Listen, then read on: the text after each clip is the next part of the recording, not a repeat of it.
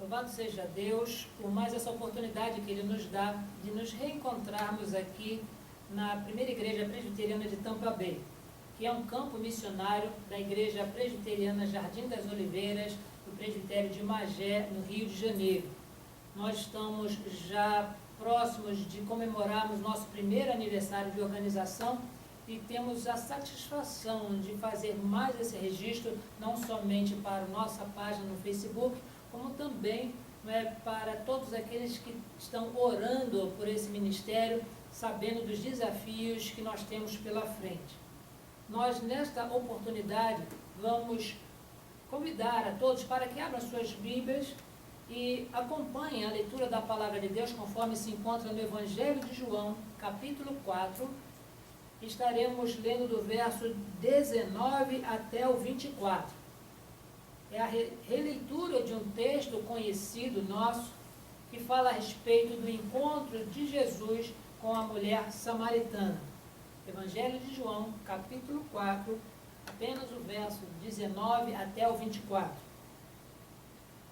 O registro bíblico assim nos instrui.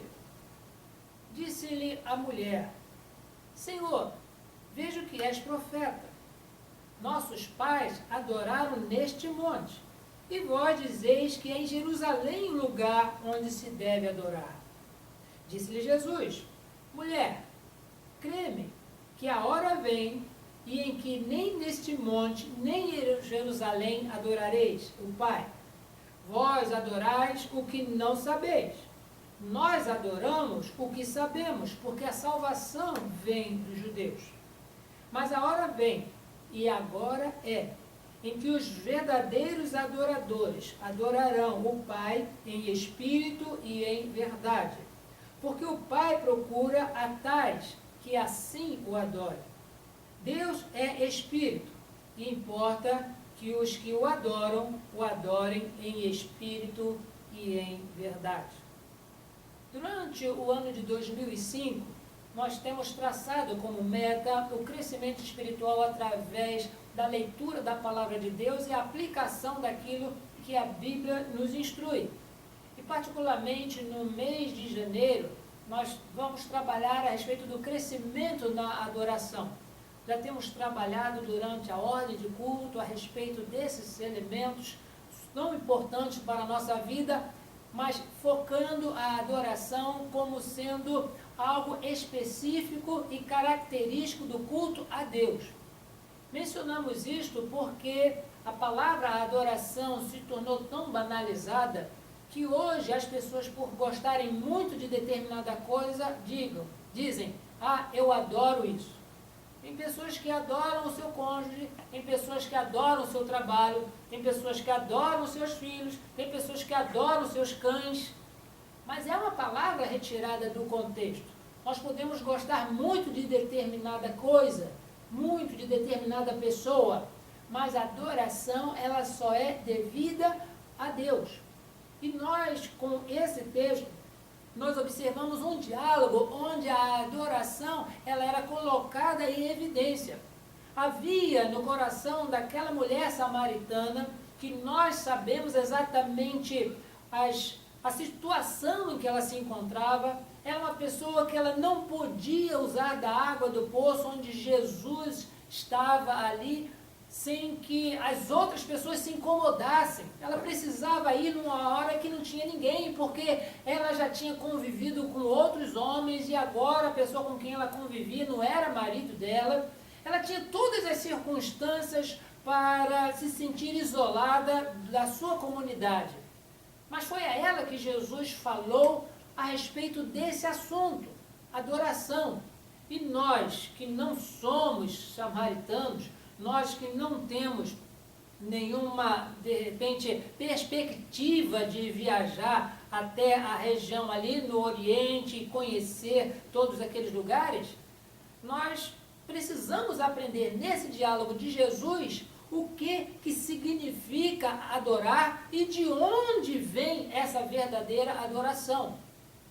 Primeiramente, nós também gostaríamos de explicar que Jesus aqui, ele coloca exatamente no verso 22, que a salvação ela vem dos judeus. Na realidade, o judeu nunca salvou ninguém, mas quando fala que a salvação vem dos judeus, ele quer mencionar que quando Deus escolheu Abraão para que dele fizesse uma grande nação, exatamente da linhagem de Abraão, da descendência de Abraão, veio o Salvador, nós entendemos que por causa dessa linhagem, dessa descendência do povo de Israel, em Abraão, em Isaac e Jacó, e especificamente da tribo de Judá, é que a salvação vem deles, vem dos judeus. Não que o judeu salve, mas por uma linhagem, por uma descendência, por uma escolha de Deus, a salvação vem de dentre os judeus. É esse o objetivo pelo qual Jesus esclarece a mulher naquele momento. Porque a mulher de Samaria, samaritana, ela não fazia parte da linhagem, da descendência de Abraão. E Jesus ali, ele se posicionou em relação a isso. Se nós pudermos lembrar, é também do Evangelho de João, no capítulo 1, que Jesus, ele deixa patente para nós, através das palavras de João, que Jesus, ele veio para os seus. Quem são esses seus? Os judeus, o povo de Israel. Mas os seus não o receberam. Mas tantos quantos o receberam, deu-lhes, Deus, o poder de serem feitos seus filhos, a saber, aqueles que creem no nome de Jesus. Por isso, Jesus, ele veio para os seus, porque a salvação vem de entre os judeus, mas não quer dizer que é só os judeus que são salvos. Nós vemos nesse texto que a salvação, ela é estendida universalmente a todos os povos, tribos e nações, em que Deus move corações para prestarem a verdadeira adoração. E de onde vem essa verdadeira adoração? Ela vem dos judeus? Certamente não, porque se nós lembrarmos das ocorrências que estavam próximos à prisão e morte de Jesus, foram os judeus que crucificaram a Jesus também. Não somente os judeus, mas os soldados romanos também crucificaram a Jesus. Cada um de nós, pecadores, é responsável também pela morte de Jesus, porque foi por causa do nosso pecado que Jesus foi crucificado. E nós, queridos, com isso, precisamos entender que a verdadeira adoração, de acordo com a instrução do texto, ela vem primeiro no reconhecimento de que Jesus é vindo da parte de Deus. Ninguém pode falar nada de adoração a Deus se não reconhecer que Jesus veio do Pai. É assim que a mulher se refere quando diz, disse-lhe a mulher, no verso 19, Senhor, vejo que és profeta. Vejo que tu tens um enviado especial de Deus, um envio especial do Senhor para falar a nós. Em que circunstância foi isso? Porque Jesus, sem perguntar nada àquela mulher, de repente discorre com ela todo o seu currículo, toda a sua vida. E esse tipo de circunstância só era revelado àqueles a quem o Senhor dotava com esse dom. A mulher, quando soube da boca de Jesus tudo o que aconteceu com ela e tudo o que acontecia com ela, ela reconheceu, essa pessoa, ela vem de Deus. E foi exatamente a Jesus que ela perguntou, como é que eu posso fazer para apresentar uma adoração a Deus? Só pode dar instrução sobre a verdadeira adoração a Deus aquele que vem de Deus, Jesus Cristo. Sem Jesus Cristo não há verdadeira adoração. Sem Jesus Cristo no culto não há verdadeira adoração. Sem Jesus Cristo na vida não há verdadeira adoração. E é de uma mulher samaritana, uma mulher que as pessoas evitavam na sua aldeia, que Jesus é reconhecido como vindo da parte de Deus. E a partir desse momento, ela começa a se motivar, a buscar mais informações a respeito daquele que Deus enviou, e lança a pergunta para ela, dizendo, nossos pais adoraram neste monte, Monte Gerizim, e vós dizeis que em Jerusalém é o lugar onde se deve adorar. nós aqui vemos a segunda observação no texto, de onde vem a verdadeira adoração. Ela vem quando não é fruto do local onde nos encontramos. Porque a resposta de Jesus é assim. Disse-lhe Jesus à mulher: crê-me que a hora vem, e que nem neste monte, e nem em Jerusalém adorareis o Pai. Não é lugar que determina a adoração. Ninguém adora a Deus porque está na igreja. Ninguém adora a Deus porque está no cenáculo. Ninguém adora a Deus porque está numa reunião de sociedade interna de homens, mulheres, jovens, adolescentes e crianças. Não é o lugar que determina a adoração. Jesus respondeu isso para a mulher, porque primeiro a mulher viu que para adorar verdadeiramente a Deus, precisa ter Jesus. Em Jesus, o reconhecimento a respeito de Deus. E sabe-se também que a verdadeira adoração, ela não depende do lugar. É em Jerusalém, todo mundo iria a Jerusalém. No Monte Gerizim, muita gente ia no Monte Gerizim. Aliás, o samaritano tinha que adorar no monte, porque ele era proibido de ir a Jerusalém prestar culto. Era tão histórico, era tão cultural, era tão legal, no sentido de estar sobre a lei, que somente os do povo de Israel que podiam adentrar no templo, que os estrangeiros eles tinham um lugar à parte. E quando se falava de samaritano, eles não eram nem considerados estrangeiros, eram considerados pessoas que não se podia nem olhar, nem conversar. E eles, por uma questão histórica, eles se reservaram a adorar e prestar culto a Deus no Monte Gerizim, em Samaria. E a mulher ficou com essa dúvida. De onde vem a verdadeira adoração? É de Jerusalém ou é aqui do Monte Gerizim? E Jesus disse, não é do local que vem a verdadeira adoração. E muitas pessoas ficam aguardando o domingo para adorar a Deus. O que você vai fazer no domingo? Eu vou adorar a Deus. E no sábado? No sábado eu jogo bola, ou no churrasco. E na sexta, eu trabalho, eu estudo. Quer dizer que você só adora a Deus na igreja no domingo. Acabou o domingo, acabou a igreja, a escola bíblica. Não existe adoração? Queridos, a verdadeira adoração não vem do lugar onde se presta o culto.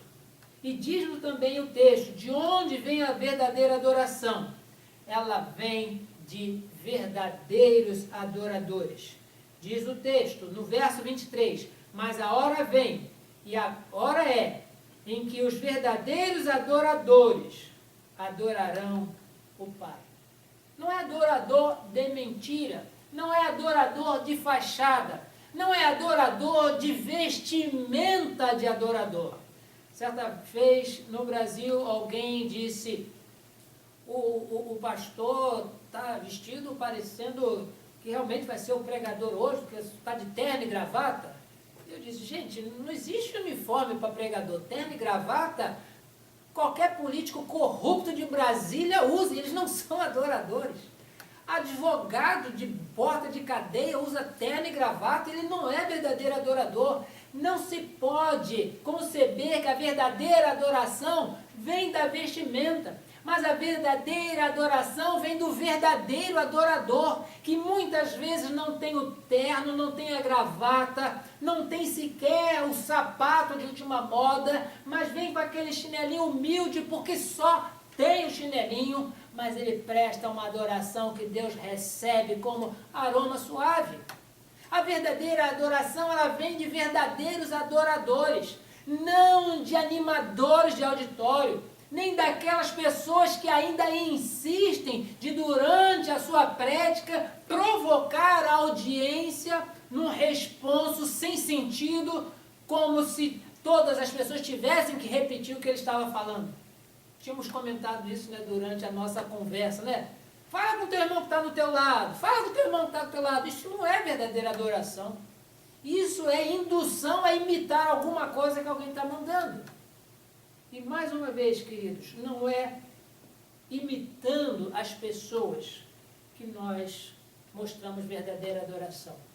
A verdadeira adoração, ela é feita em espírito e é feita em verdade.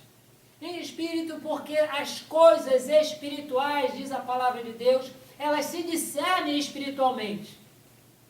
Nós podemos observar quantos anos ocorreram ainda na vida de Nicodemos antes dele ter um encontro com Jesus. Aquele homem, ele era um dos principais judeus.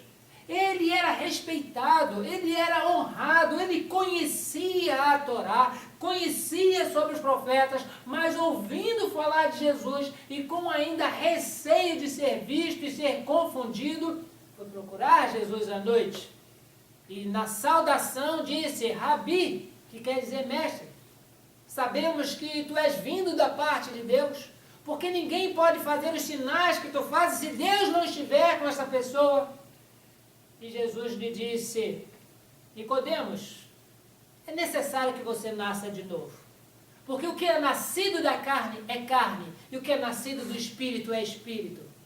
No sentido de que, sem que haja um novo nascimento espiritual, nenhuma pessoa realiza uma adoração em espírito. Porque será simplesmente fachada, será simplesmente oração para angariar aplausos das pessoas que estão ouvindo, da mesma forma que Jesus pontuou muito bem na parábola das duas pessoas que subiram ao templo para orar. Um fariseu e um publicano. E o fariseu, na sua oração, dizia, Senhor, graças, usou as melhores palavras do dicionário teológico, tenho certeza disso. Mas disse, Senhor, graças te dou, porque eu não sou igual aos demais pecadores, muito menos igual a este pecador publicano. E ele se exaltou, e ele falou tudo aquilo que ele fazia, mostrou a Deus um currículo das coisas que ele praticava. E Jesus diz na sua parábola que ele foi aplaudido, ele foi reconhecido pelas pessoas por ser alguém piedoso, uma pessoa piedosa, mas aquele publicano, aquele funcionário público do povo de Israel que trabalhava colhendo impostos para Roma, entendendo a sua condição diante de Deus, ele não ousava sequer levantar a cabeça, mas batia no peito dizendo, Senhor, se propício a mim, pecador. Esta é uma adoração verdadeira, porque ele não fazia para aparecer, mas falava com Deus diretamente. Este é um verdadeiro adorador, porque conforme nós temos visto, a verdadeira adoração, ela vem primeiramente daqueles que sabem que Jesus veio do Pai. A verdadeira adoração é aquela que não é fruto do local onde nós nos encontramos. A verdadeira adoração, ela é feita por verdadeiros adoradores que adoram em espírito. Algo interno, algo que vem do coração, é algo fruto da oração no quarto fechado, no quarto solitário, onde a pessoa fala com Deus somente e de Deus ela é ouvida, e isso faz grande diferença. A verdadeira adoração, ela nasce de dentro para fora. Não é nada que o pregador, não é nada que o dirigente do culto obrigue ou incite a fazer. Não é balançando os braços, não é ficando em pé, nem sentado, nem mexendo no joelho de quem está no seu lado, que vai fazer com que você seja um verdadeiro adorador. O verdadeiro adorador, ele tem sede do Deus vivo. Da mesma forma que a corça tem sede das correntes de água, ele precisa de Deus e ele oferece a Deus algo que vem do seu interior, porque ele é nascido do Espírito, ele adora em Espírito, ele é um verdadeiro adorador. E por último, a verdadeira adoração, ela vem quando é feita de forma verdadeira. É importante nós pontuarmos isto por causa da explicação que a própria Bíblia nos dá, de que pelos frutos a gente sabe que árvore que nós estamos nos encontrando. E exatamente porque muitas vezes nós conhecemos as pessoas somente no ambiente evangélico, sabemos do seu procedimento diário, conhecemos as suas palavras, os seus cargos, as suas funções eclesiásticas, e nós muitas vezes damos crédito a isso, mas exatamente na verdade da sua vida cotidiana, é que nós veremos o verdadeiro adorador. Com muita sabedoria, os antigos dizem, né, que é muito fácil ser crente na igreja. Porque está todo mundo falando bonito, tratando os outros de irmãos, levando a Bíblia, falando da Bíblia, cantando da Bíblia. Mas segunda-feira, o que acontece com a Bíblia? Eu fui, durante muito tempo, funcionário público de uma organização militar. E eu me admirava de pessoas que chegavam na segunda-feira, eu sabendo que essas pessoas eram crentes, congregavam em algumas igrejas conhecidas no Brasil, e as pessoas chegavam na segunda-feira para trocar a roupa, colocar o uniforme, e a conversa delas era os melhores momentos dos jogos de futebol depois do Fantástico. O Fantástico é um telejornal que acontece nos domingos, e depois desse telejornal tem alguns lances do que aconteceu no esporte de futebol. E aquelas pessoas falam, você viu seu time, você viu meu time, o juiz foi justo, o juiz não foi justo, o juiz fez... Não. O assunto era só isso. Eu digo, gente, não tem nada para compartilhar do que foi ouvido na noite anterior, na casa de Deus, onde se prestava uma alegada, verdadeira adoração. E pessoas choram, e pessoas planteiam, se ajoelham, e faz toda uma coreografia para que a verdade ela seja revelada na segunda-feira. Foi verdadeira a sua adoração? Ela vai te acompanhar na segunda, na terça, na quarta. Porque todos os dias o verdadeiro adorador adora a Deus. Não é em Samaria, não é em Jerusalém, não é no local onde nos encontramos, mas é o Espírito com que nós adoramos e é na verdade com que nós vivemos. Durante o mês de janeiro, nós ainda teremos muitas oportunidades para falar a respeito de crescimento em adoração, onde este é somente um dos vários aspectos onde a palavra de Deus nos diz, adora somente a Deus. A nossa oração é que a reflexão desta noite não apenas possa instruir a cada um de nós, mas como nos desafiar a prestar a Deus o culto que somente Ele é devido, um culto feito em adoração, em espírito e em verdade. Que Deus assim abençoe a sua vida. Amém.